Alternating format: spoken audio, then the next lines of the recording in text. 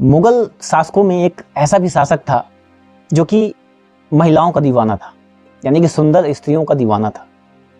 अपने आसपास सुंदर स्त्रियों को रखना उसका शौक था। जी हाँ, मैं बात कर रहा हूँ मुगल बादशाह मोहम्मद शाह रंगीला की।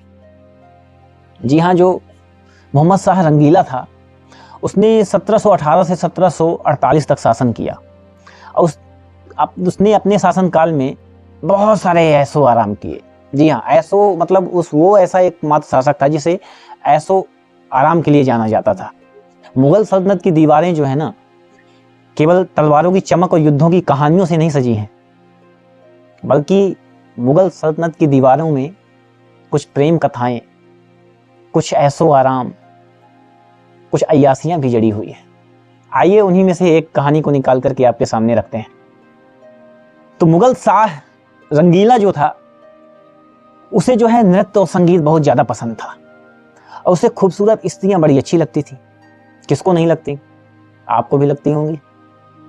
तो भाई साहब हुआ क्या कि वो रोज अपने दरबार में, अच्छा उसने काम क्या किया था कि एक अपने लिए अलग सा महल बनवा के रखा था, बड़ा सा महल, उसका नाम रख दिया था रंगीला महल। और जब उसको कुछ ऐशो आराम करना होता था ना, जब मजा लेना होता था, तो वो उसी महल में जाता था। अब होता क्या था, वो अधिकतर समय जो है ना वो महल में ही बिताता था, रंगीला महल में। अपने प्रशासनिक महल में आता ही नहीं था, बहुत कम आता था। अब हुआ क्या कि भाई वो इतना शौकीन था कि बाहर से नृत्यांगनाओं को बुलाता था, यानी कि डांसर को, सिंगर को बाहर से बुलाता था और उनके साथ जो है अपना मजमा लगाता था बेहतरीन। काफी सालों तक ऐसा कार्य चलता रहा। अब कहानी आती है नूरबाई की, कि नूरबाई नाम की एक डांसर थी जो कि एक बेहतरीन गायिका भी थी और अद्भुत डांसर थी, अद्भुत, और उसकी सुंदरता का कोई जवाब नहीं। तो वो अपनी कलाओं का प्रदर्शन किया करती थी। जब उसकी कला की ख्याति इसके कानों तक सुनाई दी तो रंगीला जी ने उसको अपने यहाँ बुलाने का निमंत्रण दिया और उसे रंगीला महल में बुलाया गया।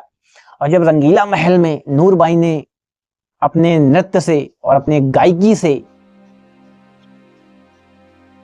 बादशाह को ऐसा प्रभावित किया कि बादशाह एकदम मंत्रमुग्ध हो गया, उसकी हर एक अदा से प्रभावित हो गया, उसकी हर एक थिरकन से प्रभावित हो गया। वहां बैठे सभी लोग प्रभावित हुए, लेकिन सबसे ज्यादा यदि किसी के दिल में यदि घर कर गई नूरबाई तो वो था मुगल बादशाह रंगीला।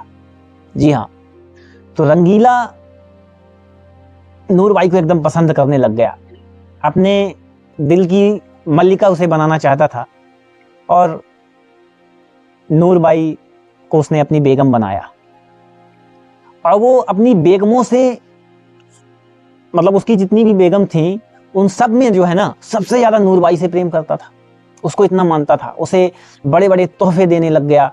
और यहां तक कि इतना उसके प्यार में पागल हो गया था वो बादशाह कि प्रशासनिक निर्णय भी उसकी सलाह से लेने लग गया था।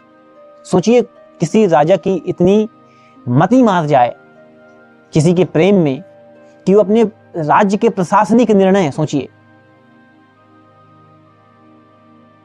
उसकी रजामंदी से लेने लग गया। और यहीं से उसके शासनकाल का पतन चालू हुआ।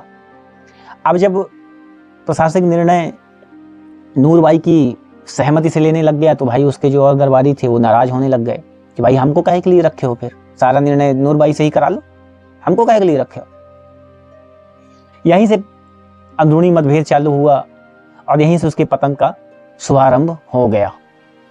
1739 में नादिर शाह ने भैया साहब दिल्ली में आक्रमण कर दिया और आक्रमण करके कोहिनूर हीरो को लूट ले गया।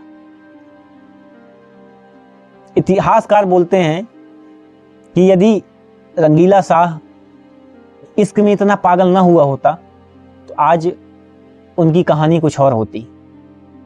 आप क्या सोचते हैं रंगीला शाह के बारे में, उसकी इस प्रेम कहानी के बारे में, उसके इस शासन काल के बारे में? कमेंट करके जरूर बताएं। मिलता हूं एक नई कहानी में, एक नए अध्याय के साथ। तब तक के लिए आप सभी का बहुत बहुत धन्यवाद।